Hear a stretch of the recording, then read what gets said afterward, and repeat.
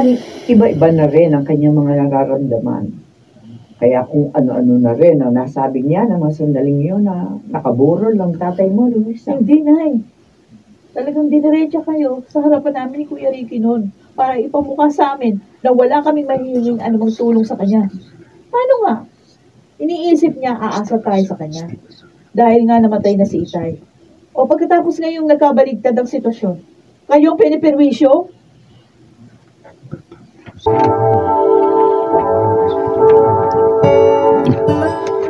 Hanggang kailan nga ba mamumuhay ng nag-aalabang poot sa dibdib?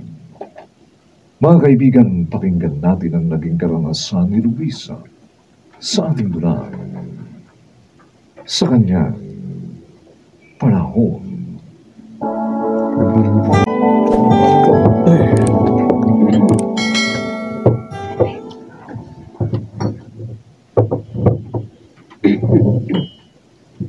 And then,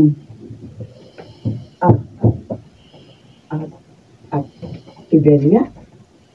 oo, ako nga.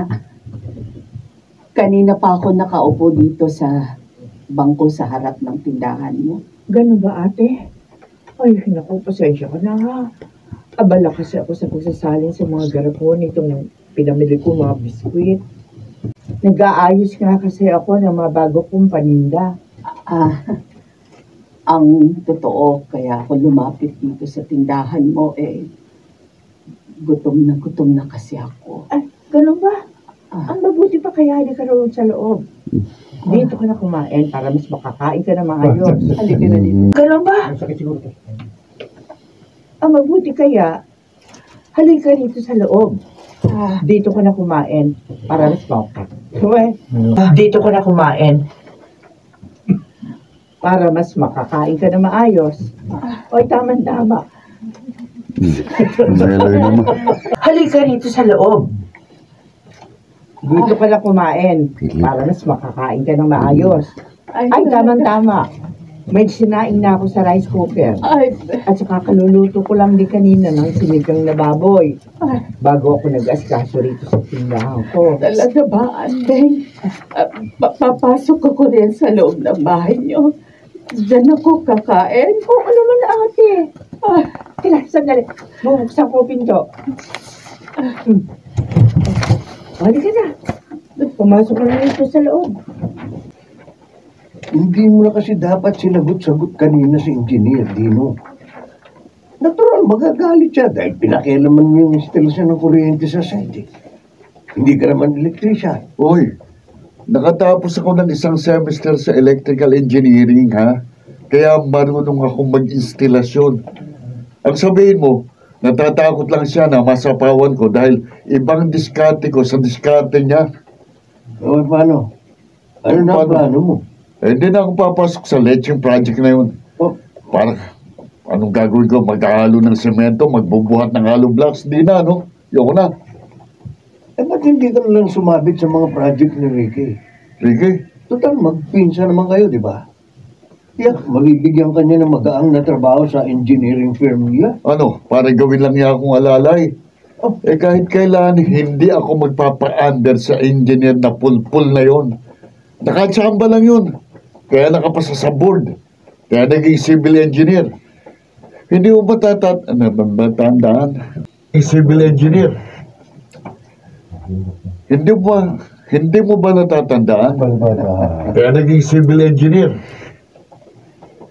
Hindi mo ba natatandaan? Kinukutos-kutusan ko lang siya nung mga bata pa kami. Naka. Oh, Bahala ka na nga. ako pa. Tignan ko lang kung saan ka dadalhin ang ere mo. Anong ere? Masyado kang maligalig. Ang hirap mong abutin. Ito.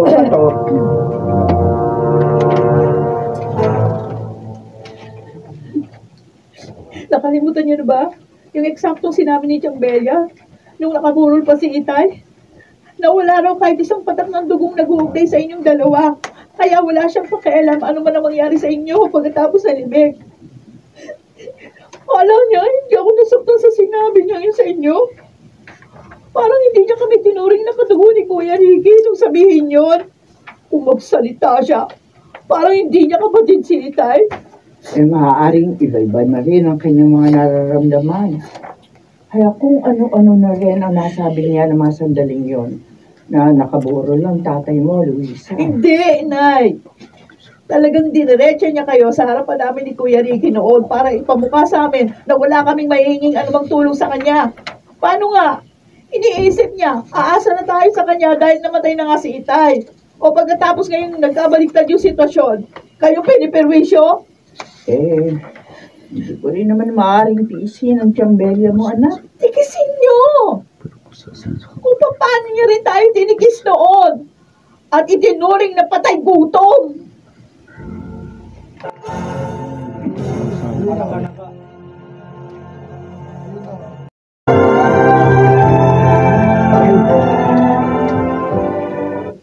Bakit ba nagagalit ka kung nakikikain man ako kinaandeng?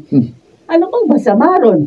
Hipag ko naman yun. Dahil masyado niyong pinabababang tingin sa inyo ng mga tao.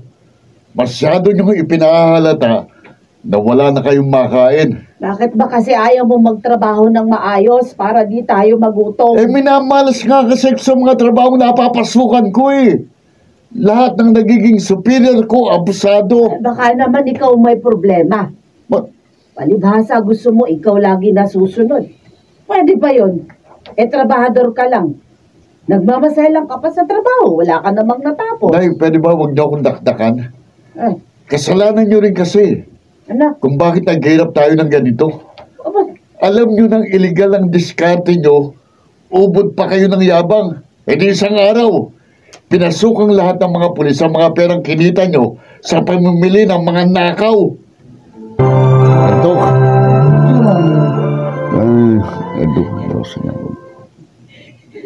Hindi niyo kasi ko naiintindihan ni Inay, Kuya. Pero maraming taon na rin ang lumipas. Maayos ng buhay natin ngayon. Kaya para sa akin, wala nang saysay pa kung patuloy ka pa rin mabubuhay sa mga hinanakit mo. Hindi mo kasi naranasan noon kung paano tratuhin ni Tiang Belia. Alam mo ba, kapag gustong pumasok sa bahay nila noon, pinaghahampas ako ng maruming basahan. Pagkatapos sinahaltak ako, tsaka niya tinutulak pa palabas. Sinasaraduhan ang gate. Ay, Luisa.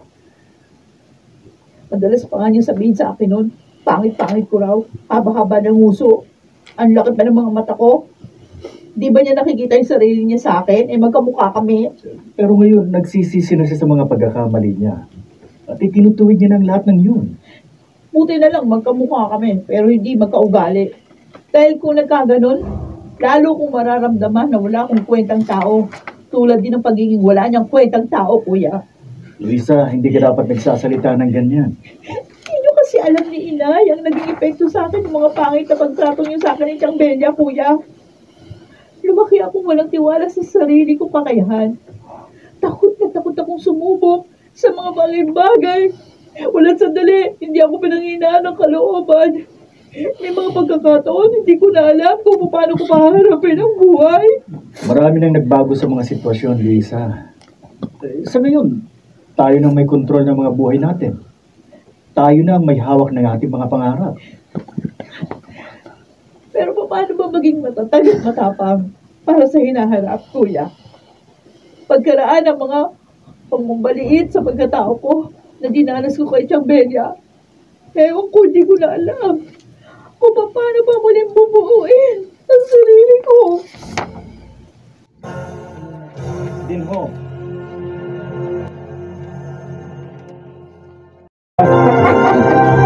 Kuya, babang magagana. Dino! Dino, sandali! Ayoko makipag-usap sa'yo, Sandali, Ricky. sabi. Ano ba? Bitiwan mo nga ako. Ano ba problema mo? Bakit mo ba ako kinukulit? Ikaw ang may problema eh. Ako na nga nagpapakababa para tulungan ka. Lalo ka naman nagmamataas. Pati sarili mo pinagdadamutan mo sa mga oportunidad na dumarating sa'yo. Hindi mo kasi alam ko anong pinagdadaanan ko. Kung ikaw bang namulat sa isang marangyang buhay pagkatapos sa isang araw, bigla ka nalang nagising na mahirap pa sa daga. Nauna ko ng pinagdaanan ng kahirapan sinasabi mo. Pero sa halip na magsimento ka, sinasabi mo. Pero sa halip na Semento na lang. Sabi mo. Pero sa halip na magsentimiento ka, mas nag-focus ako sa mga bagay na makabubuti para sa sarili ko. Para rin sa amin ni Inay at ni Luisa. Ikaw yun, hindi ako. Magkaibang mga pagkatao natin. Hindi pa huli ang lahat, Dino. Bigyan mo ng pagkakataon ng sarili mo. Ay, itong mga bakanting posisyon na pwede mong applyan sa bago namin project. Mamili ka. Kung saan sasakto ang mga project eh. Kung saan sasakto. Bigyan mo ng pagkakataon ng sarili mo. May mga bakanting posisyon na pwede mong applyan sa bago namin project. Mamili ka. Kung saan sasakto ang kasanayan mo. Eh bakit mapilit mo kung pinagmamalsakitan? Yan bang paraan mo ng pangungonsensya sa mga ginawa kong panlalamang sa'yo noon? Wala akong ganyang intensyon. Anong wala? Ang gusto ko lang mapanuto ka. Magkaroon ng kaayusan ng buhay mo. Ikaw lang makakagawa nun para sa sarili mo, Dino. Ikaw lang.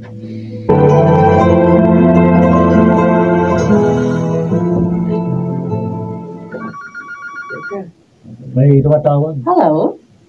Importante to. Oh, you have dialed. Birthday. Stop it and say. Bakit pilit pa rin ako nagpapabalik-balik sa bahay niyo? Kahit palagi niyo ako pinagtatambuhin noon. Gustong-gusto ko kasing maranasang makaupo sa malambot yung sopa. Gustong-gusto kong maglaro doon, magpatalon-talon. Samantalang nakatayo ako sa inyong pintuan. Ini-imagine ko rin na nanonood ako sa malaking-malaking screen ng television niyo. Oh, yung kasing mga bagay na yun ang pinangako ni Ita eh. Pero nakamatayan na nga niya.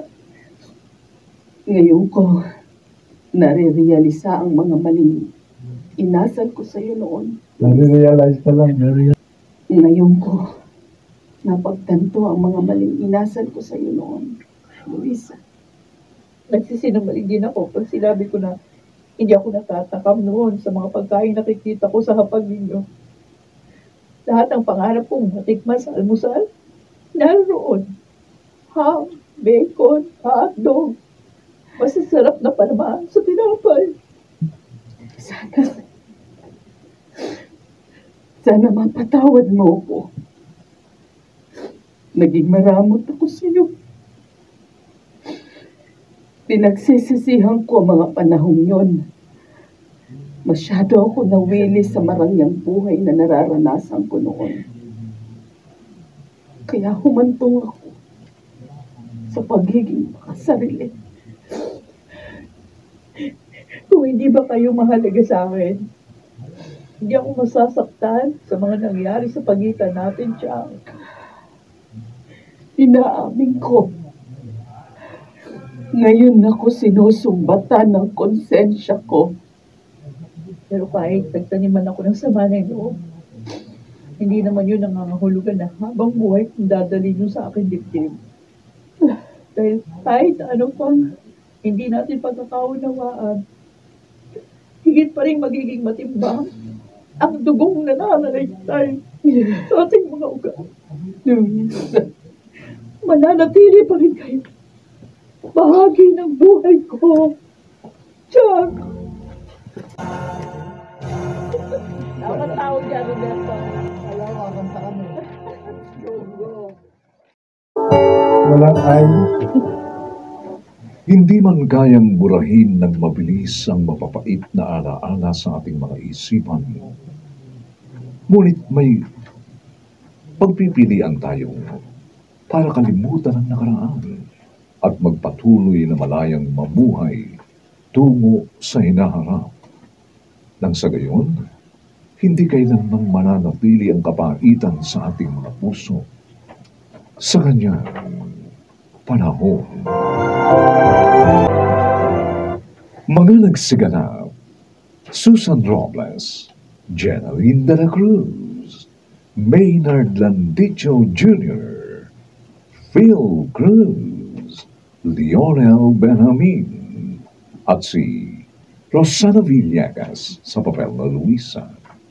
Special Sound Effects, Gerardo Mutia. Ito'y mula sa panulat ni Sel Barlam at sa pinagsamang direksyon ng inyong lingkod June Martin Legaspi at Robert Bobby Cruz sa kanyang panahon.